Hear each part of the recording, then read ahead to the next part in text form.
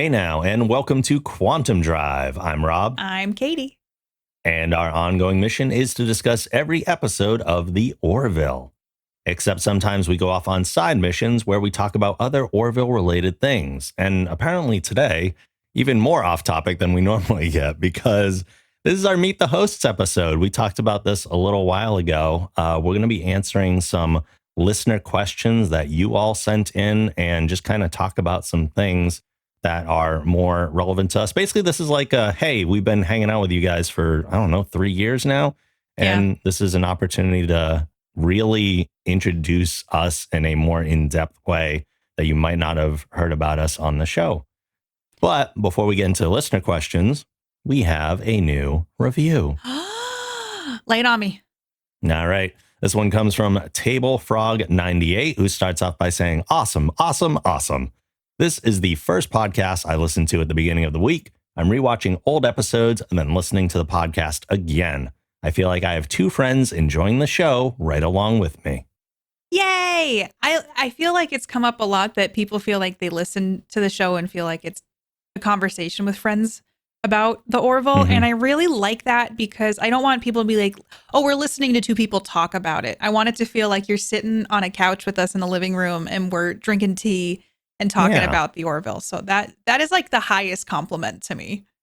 And it's just, it's that nice one's to coming hear. a few times and I like it a lot. It's very nice.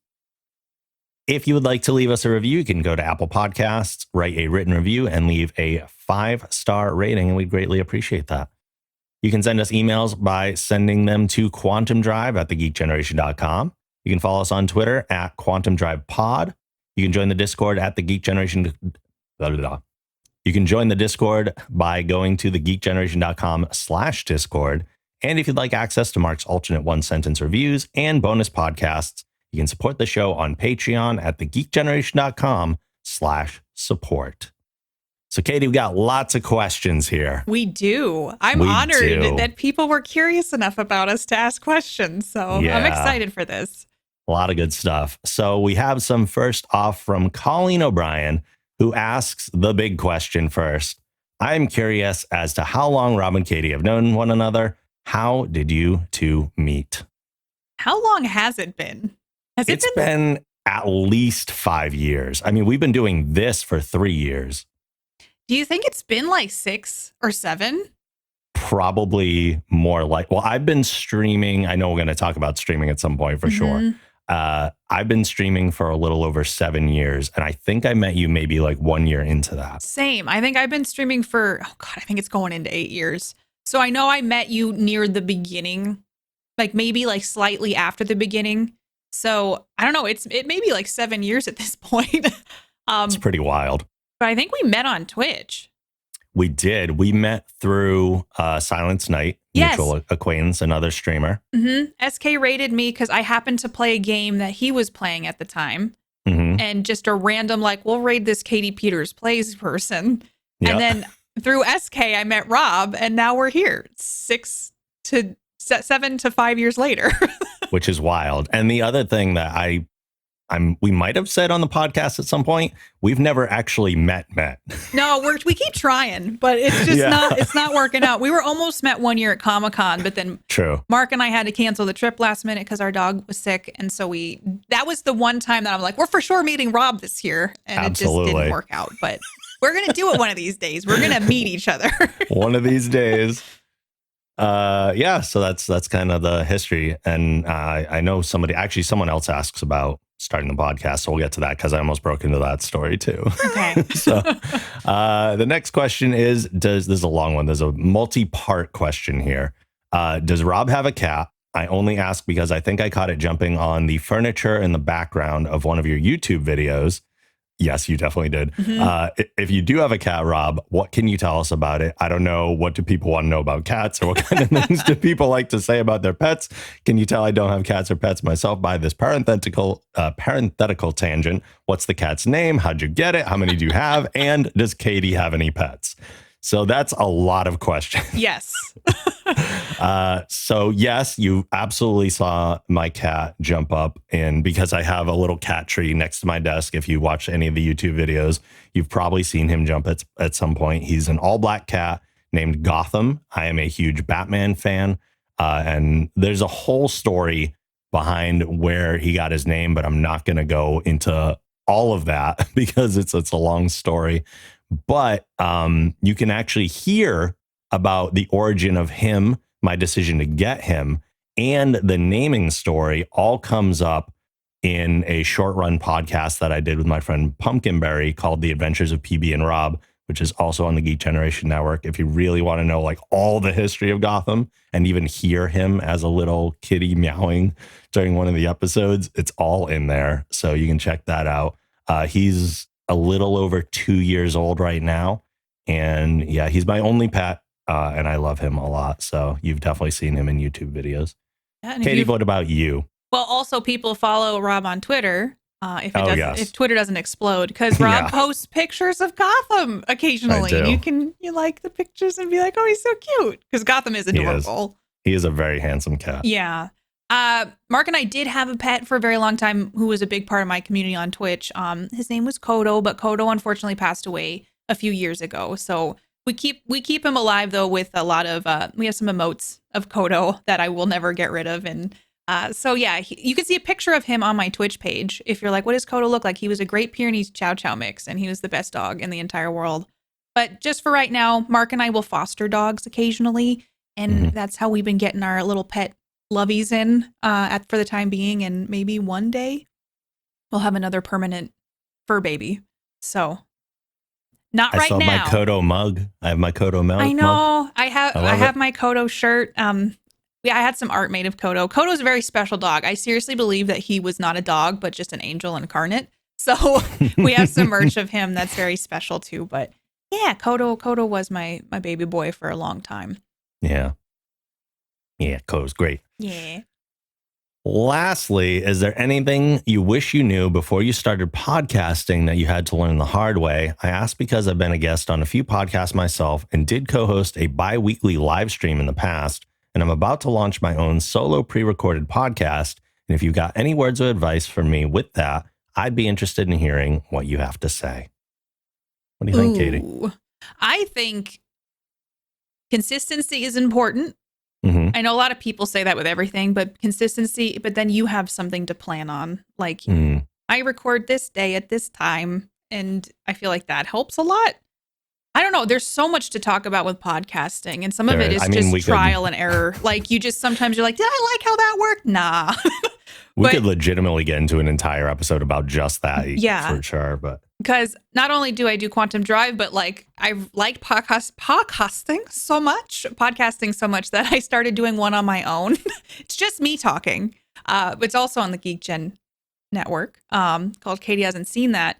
And that's been a lesson in podcasting too for myself, because, I'm doing it all by myself for the most part. And that's a challenge. It's a lot. And podcasting is a lot. Like, I don't think people realize how much actually goes into podcasting until you start attempting to do podcasting. You're recording, you're researching, then you're, editing. You have to make your social media stuff. You have to upload it. Rob helps me upload my episodes to I don't know where you do it. I know you have your special secrets, but into the world so you can all listen to it. Yes. But there's a lot to learn with podcasting. So just educating yourself and then being realistic about it too, I think is important.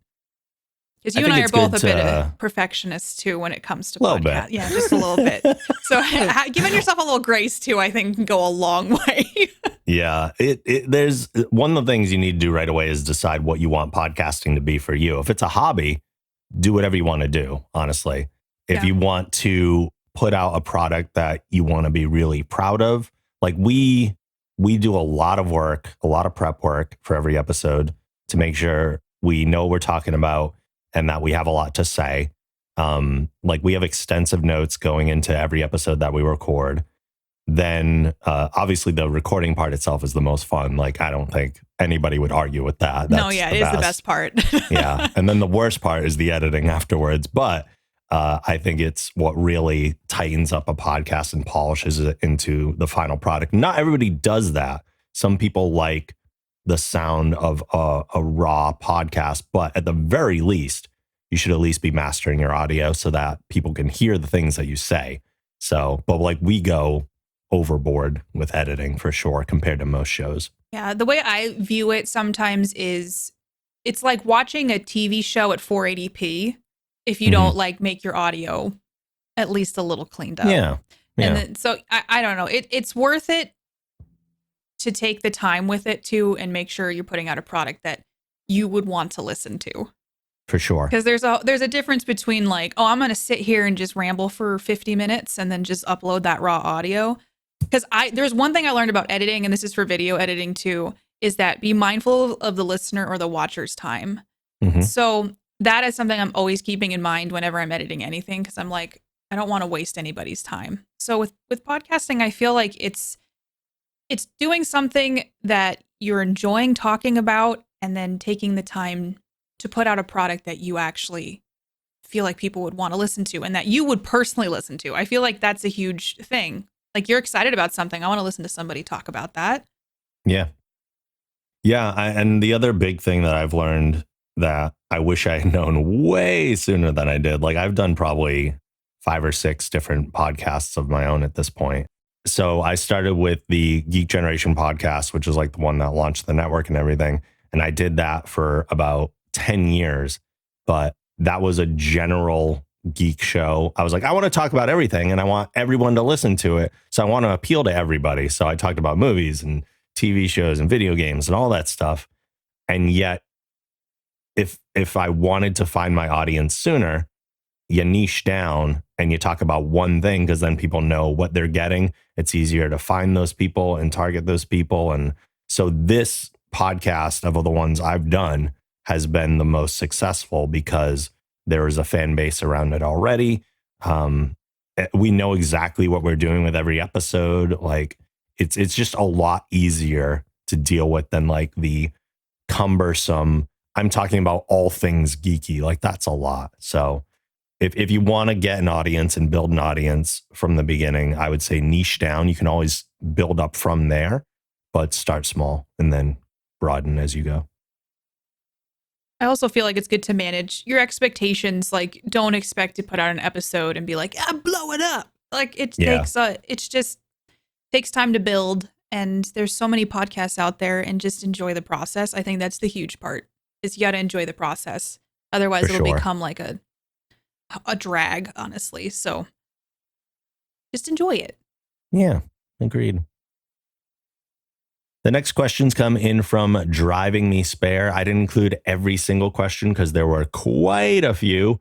And I generally pulled out a lot of Orville questions because that wasn't really what this episode was for. We kind of put it out there as like, yeah, we talk about Orville all the time. This is a time to talk about like other stuff that's related to it. So the first question from Driving Me Spare says, how did you actually decide to get together to make your awesome Quantum Drive podcast? Please tell us the story. I know we had talked about it, like, oh, maybe we should do an Orville podcast. And we're both really busy people. And so like sometimes we like float ideas out there and we're like, yeah, let's see. And I don't know. Just never happened. And then they never happen. But I think between Rob and I think we just kept bringing it up. And I know either I messaged you or you messaged me and we're like, we should just do this. And I'm really glad that we did, because it's been such a fun world to know so much about and then get to actually like, I mean, we interviewed cast and crew. Like, I was driving today and I thought about, we got to interview John Cassar. And that was one of my favorite interviews we've ever done. So go listen to that episode. But just, I don't know what, maybe we had a gut feeling about it. We both love Star Trek. We both felt like this show had something special to it. And I know that we just landed on actually doing it.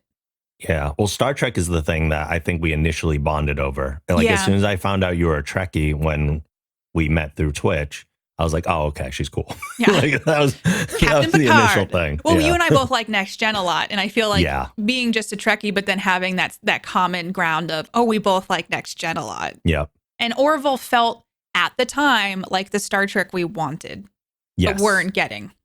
Yeah.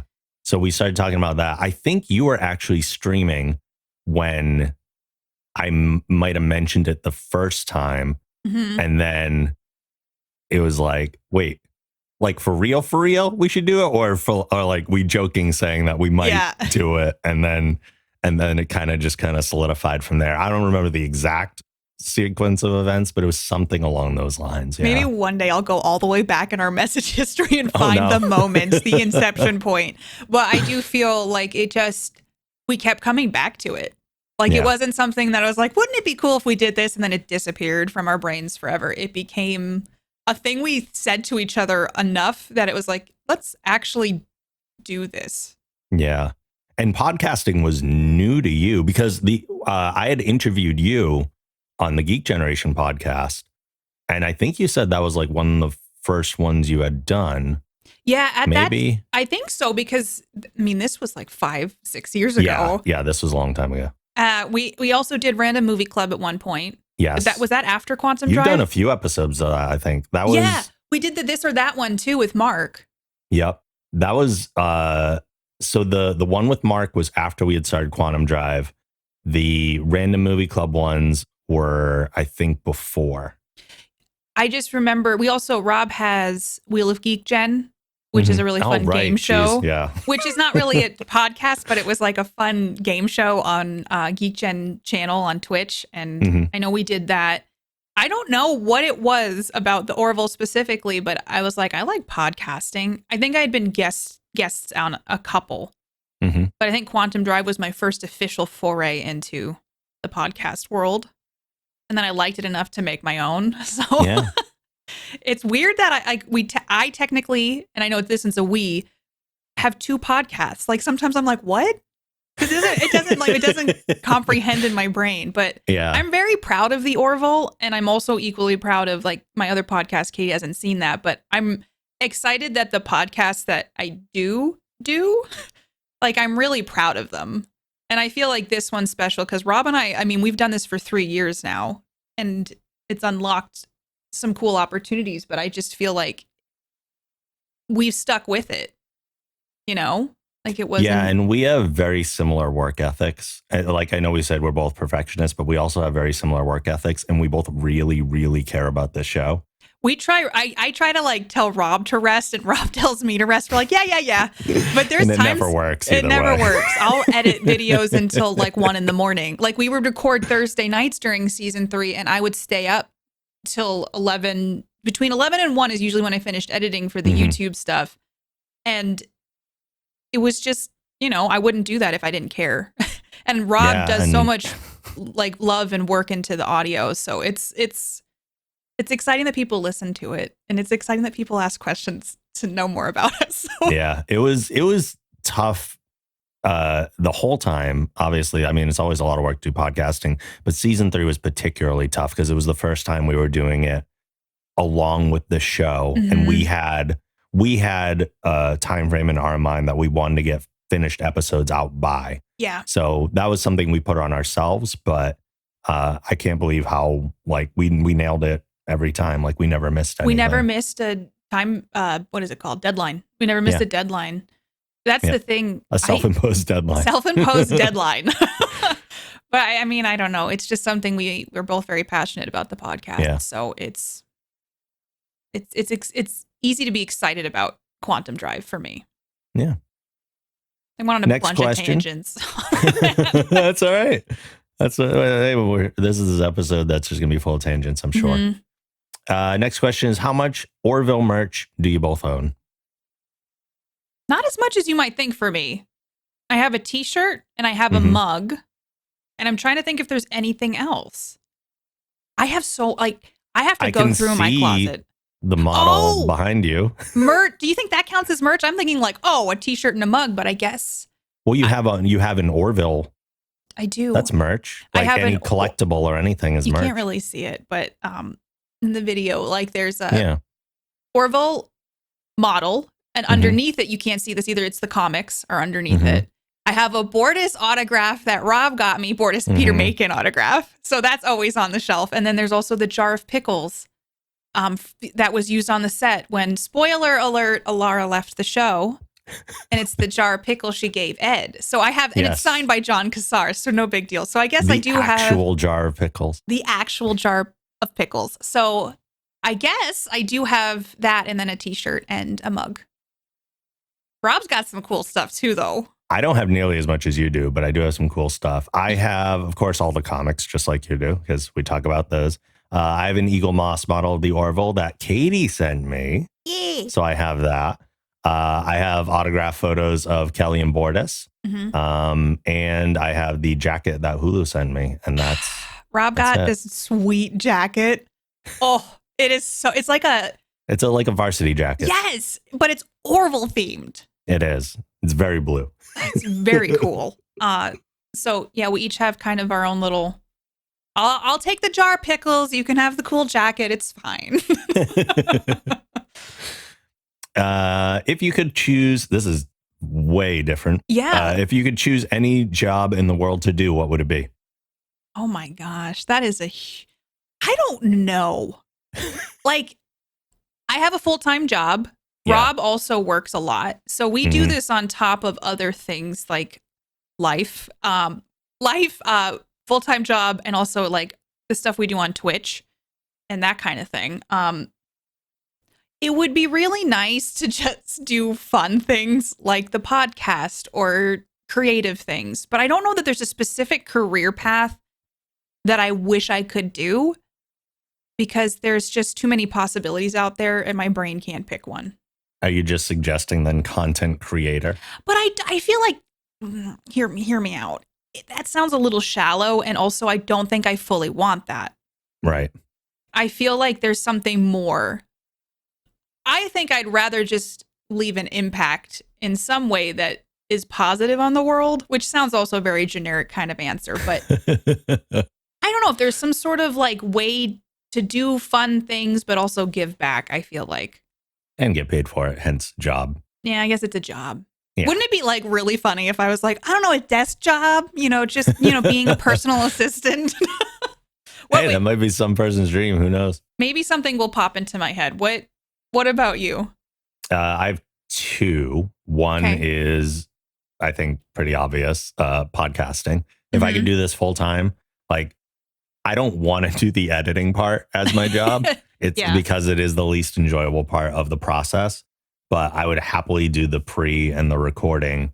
And I would do like an episode 5 times a week. Like I would have each day dedicated to one show and I'd be doing like 5 podcasts simultaneously. I would love to do that. Never say never. Maybe someday. And I certainly have the ideas for them that I'm dying to do, but time is limited. The other thing I would have as a job, and this has always been like a faraway dream type thing, almost like I would do this in my retirement if I had the money to do it, but I know I'll never probably retire. So this is probably just not going to happen. I would love to own a 2-screen movie theater that has a bakery in the lobby. Okay, that's amazing. Let's make that happen for Rob. Like I just heard about Kevin Smith buying his hometown movie theater. And when he goes to Jersey now, he has an apartment above the movie theater that he stays in. That's so while cool. He runs so he can just go down the theater at night and throw something on. Yeah. Or he can have his friends come over and curate like a week of movies around a certain theme or whatever. That's cool. And I would love to just have a 2-screen theater. Like I don't need a ton of screens. 2 just because like just for some versatility. Like you could do live shows in one while you're showing a movie in the other or run 2 movies or whatever. I would want an apartment above it.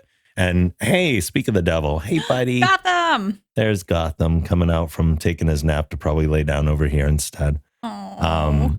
And the bakery in the lobby would satiate my other. Gotham's doing a little bakery right now. Yeah, he's making some biscuits on his cat bed right now. Takes after his dad. Yeah. That would satiate my other passion, which is baking. I love to bake. So if I could like imagine a theater where you buy like cupcakes or pastries before you go into the theater instead of just like movie candy. Yeah, I'm down for that. Yeah. And that did make me think of something that I've always wanted to do. I actually went to college for this before. I got a degree in psychology, but before that, I was going to become a cinematographer before the industry crushed any dreams that I had. I think I got too afraid of like feeling like it would be too difficult to get into that world. But I used to really want to do cinematography. So I feel like that would be really cool to make movies and show my perspective. I would enjoy that. I think what I really want is to have more time to do the things I love. And I just feel Yeah. like with the amount of stuff that life is a grind. And so having things like Quantum Drive and that stuff to make it more fun and vibrant helps a lot. But yeah, I guess if I had to pick a career right now, it would be a cinematographer. And then maybe I could help at the movie theater because that sounds so fun. I could either like run the desk or I could help make baked goods because I like baking, but I haven't done it as much because life is so busy. And it makes me happy that you make time to bake. I have to, just for my sanity. It's Mhm. like that's my meditation is baking. I just wish there weren't so many That's calories what I was gonna involved in say. it. I'm like, then it's just Mark and I eating them. If like I Yeah. make cookies and I should just freeze half of them. But that never happens. They stay on the counter until they're all Same. gone. Same. Next question is, if you could visit any place in the world, where would it be? Ooh, I want you to answer this one first. I'm not a huge traveler, even though like the older I get, the more I want to, Mhm. and the less time I have to do so. But I would love to visit Italy purely for the food. I feel like you should do that because Italy is a beautiful place and there's a lot of pasta.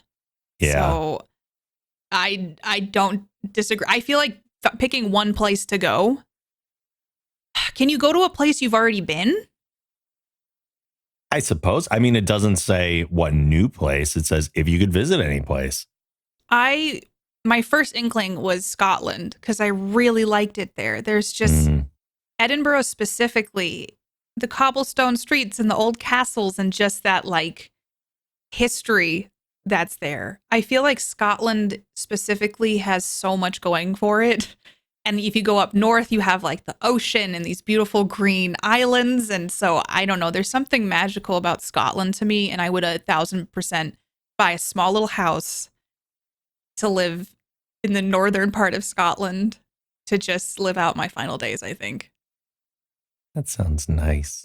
Just like it rains and it's just so green. And the sky, I swear the sky was bluer there.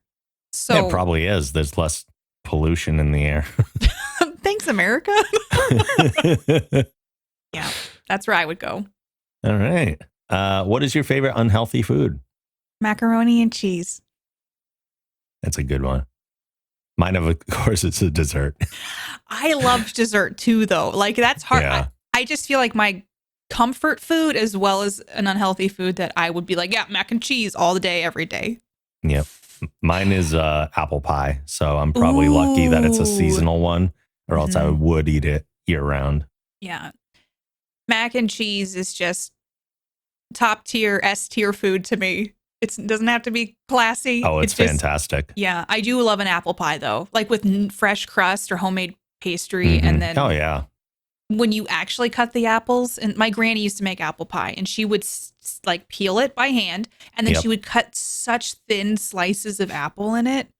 So do you like thick cut or thin cut apples in your apple pie? I'm generally like a medium cut. Like you can't go too thick or else you have to really account for the cooking time change because they're very thick slices. And I don't like too thin because then the texture gets too sloppy. It disintegrates. I don't want a mushy apple. I like them to be apples, it's an apple. like recognizably apples. So I go for a medium cut personally. Yeah. My granny always did thin cut, so I'm used to that. Like almost you go into it and it like disintegrates. Yeah. So like I'm used to that, but I do feel like sometimes the thick cut doesn't cook all the way. So I agree with medium cut or thinner.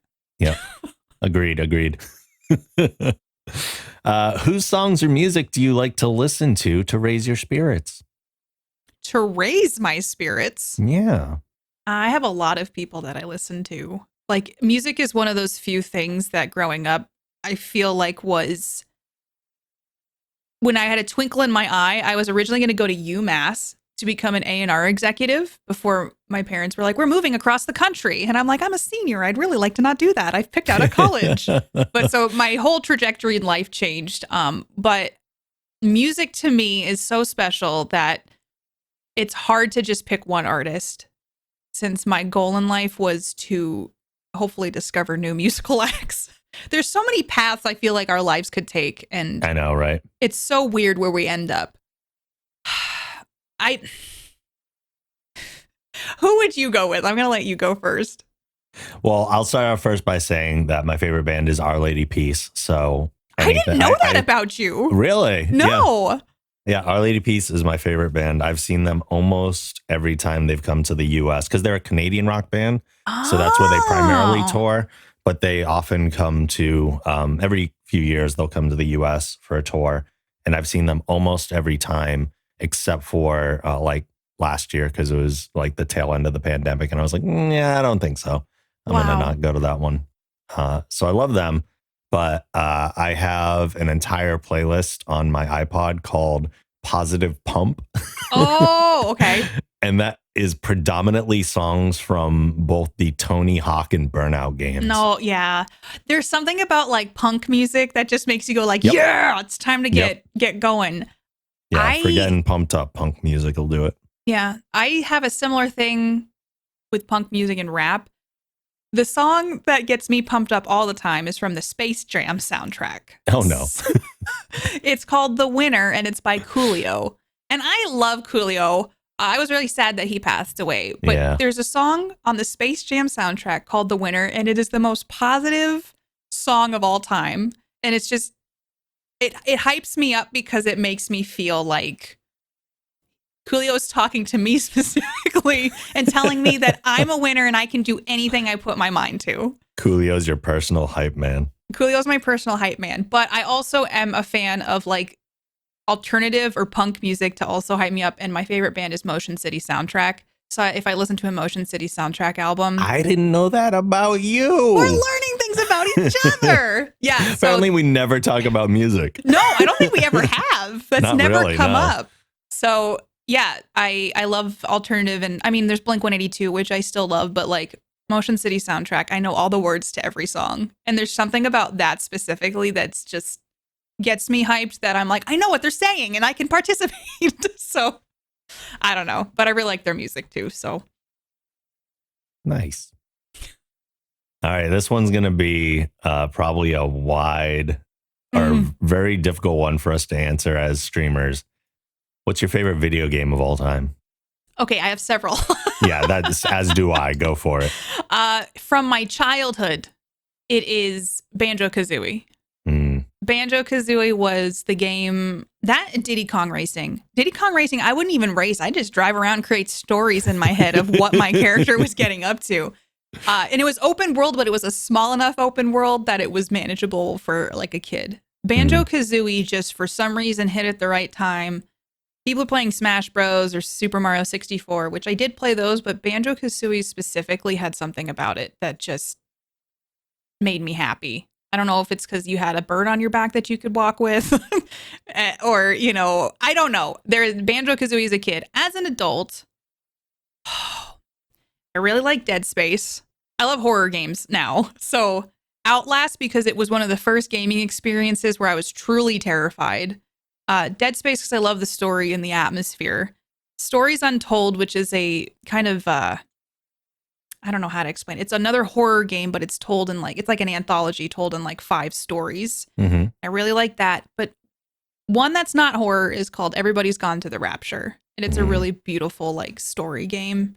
It's a walking sim. So it's not like I'm 1-2 punching things, but those are my top games.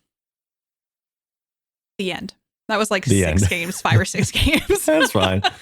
Mine are unsurprisingly the Batman Arkham series. Absolutely love those. Not only because they're Batman games, so obviously I'm going to gravitate towards that, but they're just fantastic games in general. Marvel Spider-Man, I think, is one of the best games ever made between the gameplay and an absolutely amazing story that not a lot of there are 2 video games that have ever made me cry. Marvel Spider-Man is one of them. The other one was Life is Strange Before the Storm. That specific prequel story got me. I've had a lot of games make me cry, so I've kind of lost count at this point. So those and the Mega Man franchise. I really love the Mega Man franchise growing up, so that's like my nostalgic one. I feel like we have totally different game tastes. Probably, yeah. I don't play horror games at all. No, Rob played Outlast once on stream, I think. For and I remember a half hour, yeah. Yeah, and I pulled it up and I'm like, Rob's not even like scared. And I remember what I played. I was I was needing to pause and take breaks because I was so afraid. Now cut to me how many years later I'm like, oh, I got a little scared. Let's keep going. Which it's desensitized me to things. So horror movies don't scare me as much. Things don't scare me as much. And I kind of feel like that's a bonus. My scare response is just different than yours. That's all. I'm an internal. But you weren't scared. I mean, it's a little scary, I guess. But like my reaction is like I want to fight the game and I can't, and it won't let me. So I just get frustrated. Would you go to a corn maze and be jump scared, do you think? So like a haunted corn maze. I guess I shouldn't just say corn maze. I went to a haunted house years ago, like when I was in high school. A bunch of my friends made me go with them, and I was like the bodyguard guy for all the ladies, basically. Oh, and that's when I learned that my fight or flight is fight. Oh, did you punch anyone? I elbowed somebody. And I didn't mean to. They jumped up behind me and I just flailed and I like decked somebody in the face. And I'm like, I can't go to haunted houses anymore. That's just fair though. It is. I did a haunted corn maze and mine was just, I couldn't. My anxiety was through the roof. Playing a video game or watching a movie is so different than being actually scared by another thing that's tangible in front of you. You can't really you didn't know you were going to elbow someone. So I didn't know. Yeah. But we learned that day. We learned a lesson that day. Yeah. The next question comes in from Minx or Jinx on Twitter, who asks, if you could meet any person in the world who is alive, who would it be and why? Patrick Stewart. I've met him. You rub this in my face all the time. I love to, yes. Who is alive? It would be Patrick Stewart. That man specifically, growing up, this is such a weird thing to say, but he is such a comfort to me. And he just seems like such a lovely person that I want to be in his presence, even if all I could say to him is hello and thank you. Yeah. And I don't need to have a conversation. It's just in my life and growing up, Star Trek: The Next Generation, was a huge comfort and something that the impact it's had on me my whole life is still here, like how many years later. And Patrick Stewart is a huge part of that reason. So I think I would pick Patrick Stewart. That's a solid choice. That was basically all I could muster when talking to him. Yeah. Was basically like, hi, thank you so much. I don't even know how you would. I don't feel like I get too starstruck. And it's usually after the fact when I meet someone that I'm like, oh my gosh, did you see that just happened? So I like to, I keep my cool until after the fact. But I feel like with him, I don't know if I would just actually genuinely be starstruck. There are 3 people who I've met that really starstruck me to like an almost speechless thing. Patrick Stewart was one of them. LeVar Burton was probably the biggest because I love him so much. And then the third was Andrea Romano, who might not be widely known to everybody, but she's a voice director or used to primarily work for Warner Brothers, doing like the Batman, Superman cartoons, Tiny Toons, like all those WB cartoons from the 90s. And then even moving forward into like Avatar: The Last Airbender and like all that. She's had such an impact on my life and I had to interview her. So, doing that, actually, I interviewed her twice. I've had the opportunity, which was insane, but that was amazing. But I have had the good fortune of meeting a lot of my heroes, and like I said, actually interviewing some. But for me, the big one would be Howard Stern, because he is a big reason that I do this. And Rob tried to get me to listen to Howard Stern years ago, and then, I never actually did. So I've never listened to a Howard Stern episode. Yeah. I have not missed a show since 2004. So I have been listening. That's when I started listening, really. Yeah, to have something that you look forward to. And that I used to have that with The Walking Dead, and then that kind of didn't pan out. It got bad, essentially. But I miss having something like that where you have that like one thing a week where you're like, I love this, or I'm passionate about this, and I get a new thing to listen to. So I'm jealous that you have something like that. And it's like the world he created. And like he used to be on 5 days a week for 4 hours a day. That's a lot.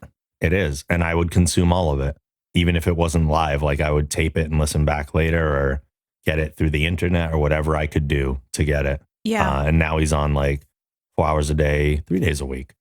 But so it's a little less, but I still get that. And then I also get the other podcasts I listen to. But he's a big reason that I got into podcasting, that and the fact that since I've been 10 years old, people on the street stop me and say, you have a nice voice. You should be on the radio. Like strangers. It's crazy. Well, like I said, you never know where the future might take Never us. know. So, Never know. Maybe you're the next Howard Stern, Rob. No, never. I'm just too different style wise, but I adore the man. Yeah. Our last listener question comes in from Geek Girl Twitch on Twitter, who asks, have you watched Star Trek Strange New Worlds? I haven't yet. With work and everything and streaming, I have a hard time watching everything that I want to watch. But Strange New Worlds is on the list because I've heard only good things. I believe Doug Jones is in it, and I absolutely love Doug Jones. Doug Jones is in Discovery. Oh, he's in Discovery. I need to watch all of the new Star Trek. I'm so behind because there was one or two here and there, and they're pumping them out now. They're Star Warsing it. So I have to get on it. But, Strange New Worlds is the one that has Rebecca Romaine in it. It is. Roman? Is it Romaine or Romaine? Rebecca Romaine, who I've also interviewed twice. Look at you. Look at you. Yeah, it's on the list. No, I have not had a chance to watch it yet, sadly. I have. So in the time within the last few years, I decided I was going to, I've already seen TNG so many times over and over again at this point. But I forgot most of DS9. Like I remembered the major beats. So I've done a complete rewatch of DS9. Within the last few weeks, I finished my rewatch of Voyager. And that was a show that I actually fell off of, I think around like season 4-ish maybe of it. So I never saw the end. And it was kind of cool to have Trek from that era, the TNG era that I had never seen still at this point, like all these years later. So there was something kind of comforting about that. Even though it's not TNG, it feels like the Star Trek of that time. And so that comfort kind of continued. So I watched all that. I've watched the first season of Discovery. It's not really for me. I haven't gone back to it. I've heard it gets better, but I'm not attached to any of those characters. I've seen all of Lower Decks. I watched all of Strange New Worlds. I love Strange New Worlds. It's the best of new Trek, in my opinion. It's fantastic. And I just started watching fairly recently, and I'm pretty much caught up on Star Trek Prodigy, which is the kids show. And one of the things that I didn't know about it that I'm glad I finished Voyager before starting to watch is that it is bringing back some Voyager characters as well. So it's even for a kids show, like it's some good Trek. Honestly, I know I watch kids shows sometimes. There is a show on Netflix called Waffles and Mochi. It's a kids show that Michelle Obama did. It's like food related. So I can't explain it, but there's just something about that show that was so comforting to me. So, I mean, I never sleep on kids shows. You never know. Right. If there's something in there. I didn't even know Prodigy existed, to be honest with you, until this moment. It's only 12 episodes in so far, but they definitely take some liberties with like Trek lore and like design choices and stuff like that. And there are times where I'm like, but I'm like, oh yeah, this is a kid show. They're gonna do what they're gonna do. So it's fine. I like Lower Decks. It's one of those shows where I can only watch one episode at a time because it's pretty chaotic. But I actually enjoy that one a lot more than I thought I would. It's fun. Although knowing that you haven't seen DS9 or Voyager, right? No, and that's on my list too. Like the thing is, they keep putting out new stuff, and I gotta get caught up on the old stuff. Knowing that you haven't seen those, you're probably missing a lot of jokes or a lot of references in Lower Decks because that takes place in that era. Yeah. So I got a lot of after homework. those, yeah. Yeah. So those are all on the list. I just need to fabricate more time in order to do so. Yeah, same. To rewatch them all, of course. Yeah. So those are all the listener questions, but I do have a few other things just for us to talk about before we wrap this up. Okay. So we alluded to it earlier, but what do you do for work? Without getting too specific, obviously. I think you've mentioned maybe offhand a couple times during the show, but Yeah. I do medical coding, so I work and do hospital coding all day. And yeah, I don't know how to explain it. It's not like computer coding. It's not like I'm in the system and I'm entering the code. you're not Angelina Jolie in Hackers. No, I'm not hacking the planet. I'm making sure the right diagnoses and charge codes, if they apply, are on charts. So yeah, I read doctor's more notes. important than hacking the planet. More important than hacking the planet, making sure insurance pays things correctly. So don't come for me. I'm trying to do my best. But yeah, I do that for work. My job is hard to explain. Rob does a bunch of stuff. Yeah. So I was a teacher for many, many years, but I am largely a freelancer and a contractor now. So I work for 2 different podcast production companies and I edit podcasts for them. Even though I'm not teaching anymore, I still tutor a lot of students for several hours a week. And on top of those, I am also a video editor for a corporation, like a contract video editor. So that's probably the one I enjoy the most, honestly, which surprised me. But kind of the fact that I am such a visual person, like I enjoy editing video far more than I enjoy editing podcasts, because podcasts are just waveforms with audio. But there's something interesting to hold on to with the visual medium. And I feel like it's a little more flexible with some of the stuff. Whereas podcasting, like there's no excuse to not pull this out or to do this, or so I have to do it. But with video, it's a little more forgiving. But yeah. Busy. Yeah. Yeah. And then we have all the other things we do. What are your biggest fandoms outside of the Orville? Obviously, the Orville is one of them. But what are your biggest fandoms? Oh, that's hard. Yeah. Fandoms. I know some of yours. I am in such niche fandoms that I feel like what constitutes a fandom?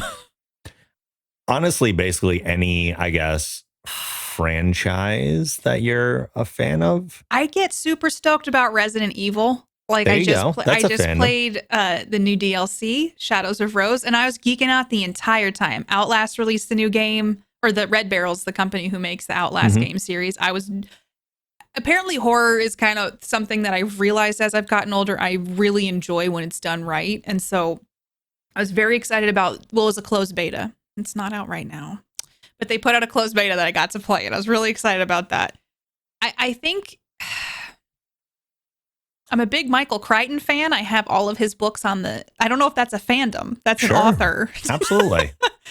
I'm trying to think of things that I just get into, and honestly, they're random and all over the place. Like I can't say like, oh, I'm in the DC or I'm in, that, which I know that. Rob, what are your fandoms? Oh boy. I mean, Star Trek, obviously. Well, I didn't say that, but I thought that went without saying. We've talked about it enough, yeah. Batman is probably my biggest fandom. As much as I love Star Trek, Batman's probably my number one thing. I love superhero stuff of all kinds, so DC and Marvel.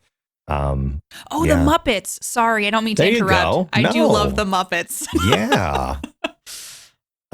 Those are probably my biggest ones. Like there are other, like I'm a Whovian, even though I've been kind of disappointed with some of their more recent work. But the biggest 2 are Star Trek and Batman for sure. We also really love the Orville. I think we like the Orville. I think we like the Orville, right? A little bit. Yeah. It's hard to pick fandoms that I can really think of, just because I'm into some niche, like Outlast. You know what I mean? Yeah. Like really gross horror stuff. But I also have like a couple. Like I said, The Walking Dead was one for a long time. I know you're not a fan of zombies, but no, not I at really loved that show. It was at the point where like we went to Comic-Con. I can't even express the excitement I had. We got into Hall H for the panel for The Walking Dead. Mm-hmm. And I can't even, if I could bottle that feeling of just like, we're here and they're there. Like, I don't think I've had something like that in such a long time. But the show didn't elevate to where I was still enjoying it. And so we stopped watching. And ever since then, I feel like I haven't replaced it with anything. I'm just waiting for that one thing to kind of fill that Strange soul. New Worlds. I know it might be Strange New Worlds. I just need to start making Star Trek nights, I think. Yeah. Yeah. Fortunately, it's only 10 episodes right now, so. But there's like how many of Voyager I need to watch? Ouch. Yeah, that's a bit. I think more. I'm in season 2 and I'm like, I gotta keep like, it's just, I get daunted when I see like, oh my gosh, there's so many seasons. But, I heard some sort of statistic the other day that there's currently over 800 episodes of Trek in general. That's not as bad as I thought. I think like people are like, you should watch Supernatural. I'm like, do you know how many seasons that show is? Yeah, it's a no for me too. Yeah. What other creative projects do you work on? Oh boy. Yeah, I know. This is a big one too. Yeah, I do a lot of tabletop role playing, which is like D&D, if you don't know what that is. So on Twitch, I've been in a lot of shows. I have like kept a resume because I wanted to keep track of everything. And I'm really glad that I did because as you should. Yeah. I don't think I could remember everything I've been on at this point. I think I've done upwards of 20 to 30 shows in the last 3 years or so. So I'm on a show right now, which I know if you're watching this in the future, it's not going to be on, but it's about witches. I'm a little witch in a witch school solving mysteries with my friends. And that's been really fun. That's over on Roll For It. But outside of tabletop, I stream on Twitch 3 times a week and try to create fun memories with people, hopefully make someone laugh at least once during my stream. That's my only goal. But also we play weird games like I usually laugh if it makes me feel better in between shaking my head. Yeah, it's like just disappointment laughter. Oh, Katie. Katie. But we play a lot of different weird stuff over there. But it's my favorite thing to find the most obscure game, like Barn Finders, which is so random, but I had so much fun with that. So play horror, and you'll probably find me playing a game like Barn Finders. I've enjoyed your recent obsession with like simulator, like weird indie simulator kind of games. Yes. Yeah. We've done so many simulator games and they're like hotel remodeling and just random simulator games that have something special to them. There's a feel and they're a little wonky. Not quite polished. Yeah, quality. They're not quite right, but there's just something comforting. So every time I find a simulator game, we did a coffee shop one that was in an aquarium recently. That was pretty great. So Twitch has started as a hobby for me, and it's kind of grown into this whole other thing. But I just try to do that and find games that make us all remember them and that we can do them together. Like horror games, I wouldn't probably play as much by myself. It's so much more fun to play with the community because I feel like we trauma bond over it. And then another thing I do is Katie hasn't seen that, which is before you do that, if people wanted to watch you on Twitch, where would they go? That might be important. It's Katie Peters Plays over on Twitch, and you can find me there.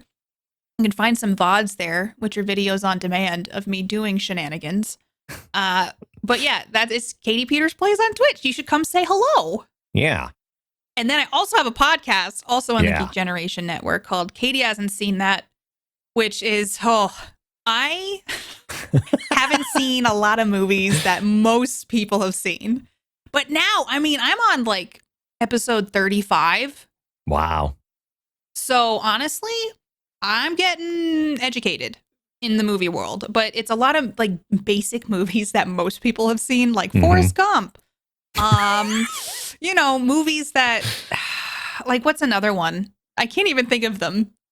I've done so many at this point. Big Trouble in Little China. Big Trouble in Little China. I should have pulled up a list, but Mars Attacks. Mars Attacks. I'm thinking of this season specifically. Yeah, I watched American Pie. But I watch them. Well, I start my podcast telling people what I think the movie's going to be about with no context, and then I tell the ratings of the movie. I watch the movie, and then I let you all know what I think. And it's a fun way that I can watch these movies that are so beloved. And there might be a thing that goes around that people say that I tear apart most of the beloved movies of people. Like I watched The Exorcist for the first time. I watched Poltergeist. So it's just like big cult classics that everyone else has seen except me.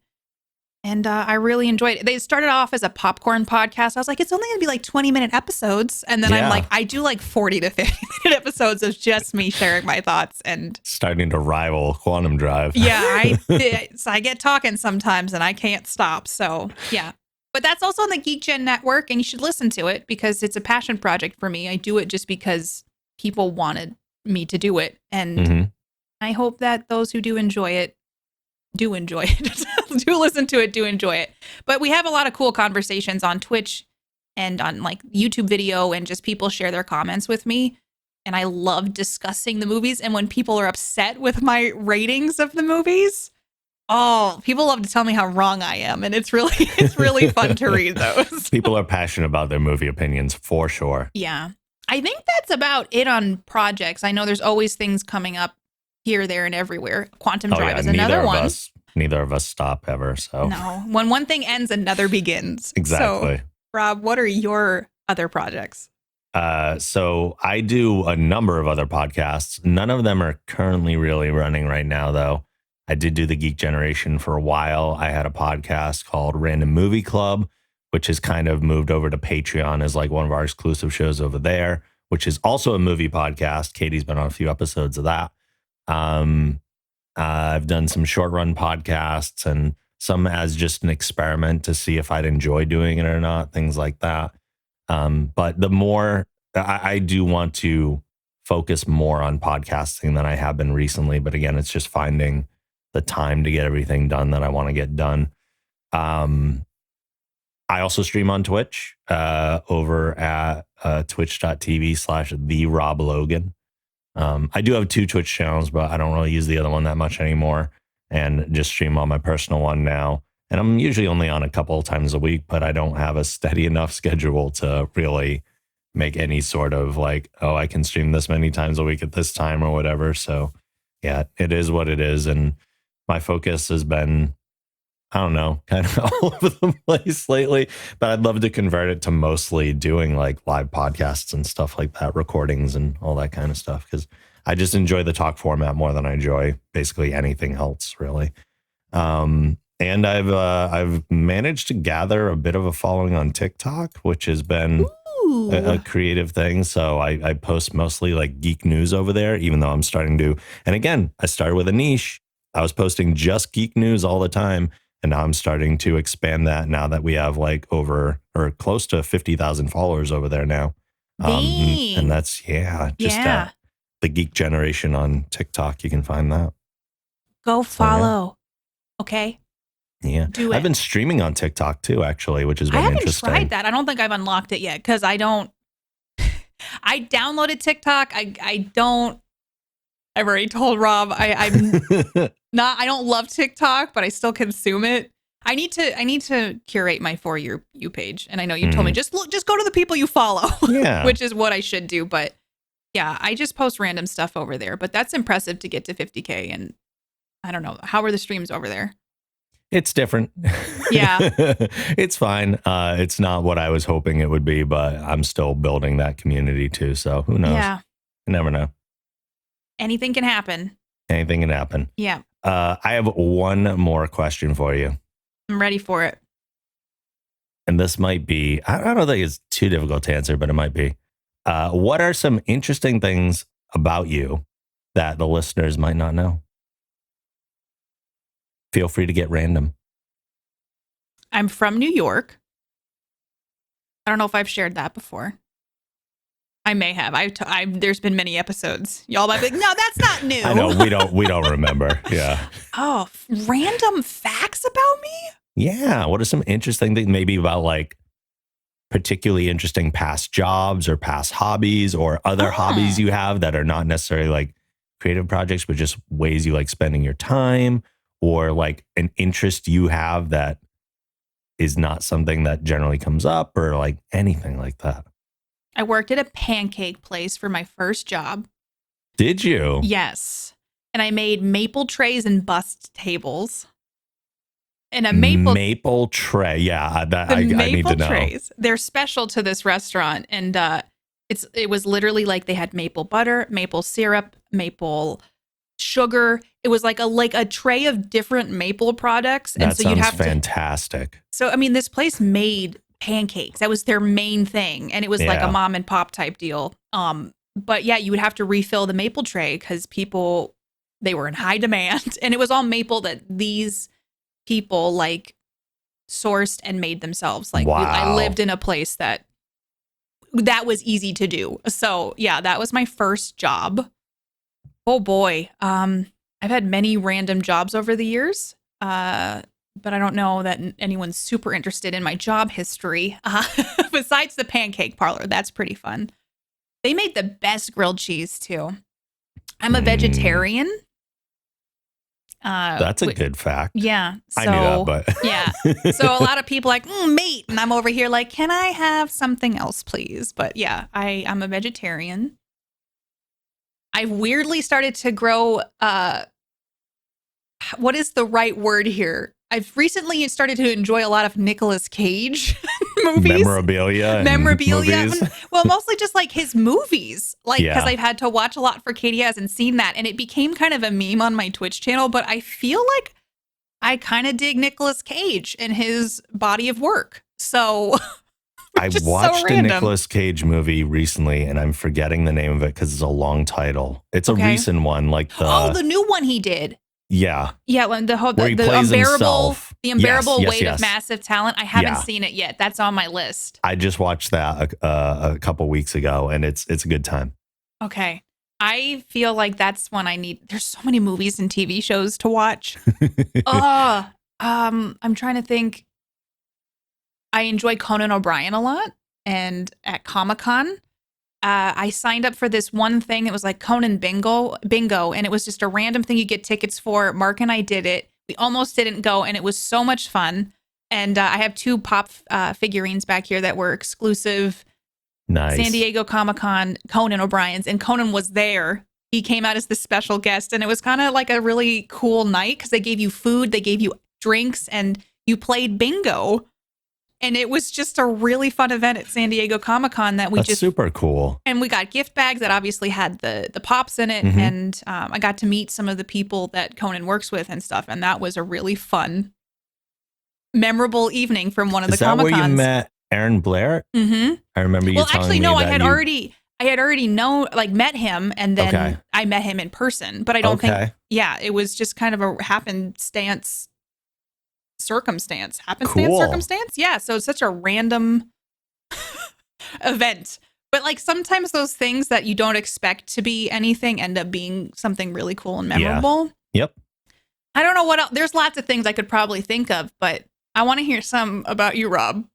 Oh, okay. Well, I think these are mostly things you know about me, but I definitely have never brought up before on the show that I used to be a professional wrestler. I knew that, though, which is so fascinating. Yeah, I wrestled for like 7 years on the New England independent circuit. And when I say wrestle, I don't mean like Greco-Roman style. I mean like WWE style. So that's a thing I did, which is one of the most random facts about me that I don't think people would even consider. But I also did stand-up comedy in the Boston scene for like 2-ish years, like on open mics and stuff. I like doing creative things like that push me out of a comfort zone. It's like probably I don't know why, but I think it's the area where I generally do push myself out of my comfort zone when I feel like I'm expanding on my creative pursuits. Yeah. I'm a pretty reserved, somewhat shy person most of the time, but when it comes to like performance and stuff like that, that's where I really tend to push my boundaries. Yeah, it's good to do that. Sometimes I'm not a big public speaker, so I know stand-up comedy would make me so nervous. Yeah. So I'm impressed that you can even get up on a stage and do that on open mic, because I'd be over there like, so. Yeah, I guess this is kind of related. The first set I ever did was all Star Trek jokes, because the the place I started out at was the back of a comic shop in Boston, and they had shows that were all geek themed. It ran once a month, and every show had a specific theme to it. And I showed up one week. I forget how I met my friend Kevin, who used to host the show. It was like through Facebook or something.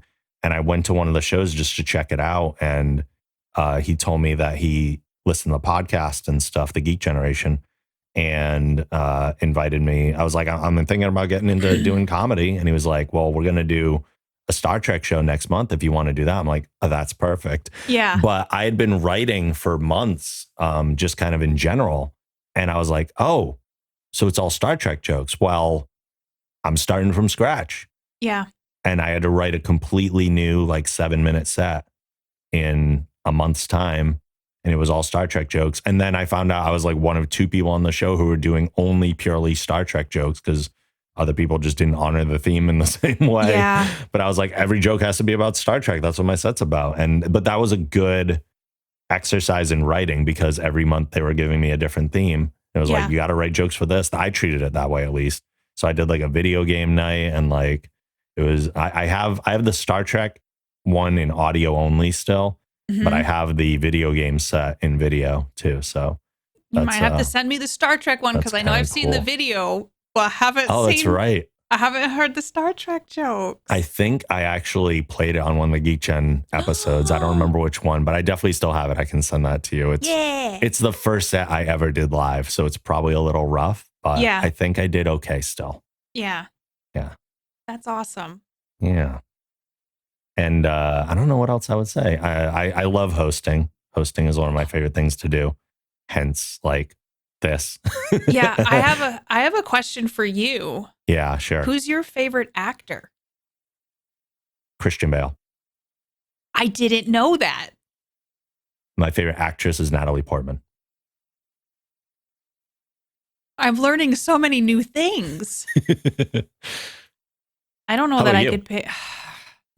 You asked me a question you're not prepared I'm like, for. crap. Yeah. Oh boy. Honestly, you know what? This is kind of a meme on my channel too. I really feel like Shawn Ashmore is a really underrated actor. I agree. I feel like he's phenomenal. I have seen him do so many different roles, and I really appreciate what he does. I also really like Doug Jones, who does a lot of under makeup acting in Pan's Labyrinth and the Hellboy movies. Like so many roles over the years. And Doug Jones is incredible. Like, yeah. I really appreciate Doug Jones. And I mean, I really love Rachel Weisz if I were picking an actor and an actress. So Katie really loves the Mummy movies, or the Mummy movie specifically. The Mummy, like the sequel is pretty great. The Mummy Returns is amazing, but the Mummy is my comfort. There's something about that movie that just will not leave my soul. It's like intertwined in my soul. The Mummy from 1999, which I made Rob watch for Random Movie Club. That's right. That's one of our Random Movie Club episodes. Yeah, so you all listen to that and hear me just gush about it while Rob was like, yeah, it was okay. It wasn't bad. It's fine. Yeah. I liked it. It's one of those nostalgia hits, which is why when Katie hasn't seen that, when I'm like, people are like, I love this movie. But I was like, but I wasn't 8 when I watched it for the first time. You know, I'm an adult human who's watching it for the first time with too much life experience to cloud that joy that you felt when you watched Goonies for the first time. Yeah, I never had that. I saw it for the first time in college. No nostalgia, didn't like it. I didn't like it either. Yeah, high five. No Goonies high five. It's an awful movie, y'all, but you can listen to my episode on that one too. I think that might do it. I think we've thoroughly introduced people to us. Hopefully. Sorry? Or you're welcome. Or you're welcome. One of the two. Yeah. So yeah, that's it. I'm sure we're going to have more episodes coming at some point. So stay subscribed to the feed. And hopefully still, fingers crossed for season 4. Screaming into the void. And also the everywhere that season 4 is announced soon for the Orville. Oh, yeah. I will it every day. I just really want to wake up one morning and just be like, the Orville renewed for season 4 in big bold letters on my newsfeed. So look, I might have a tweet in the drafts, like just waiting. we're manifesting this right now. Yeah. Sometimes when Rob and I say things on the podcast, they come to fruition. Apparently. And so yes, apparently we're saying it we're over magic. and over. Yes. Yes. So the magic of season 4 announcement in the next month. Magic. So I'm excited about that announcement soon.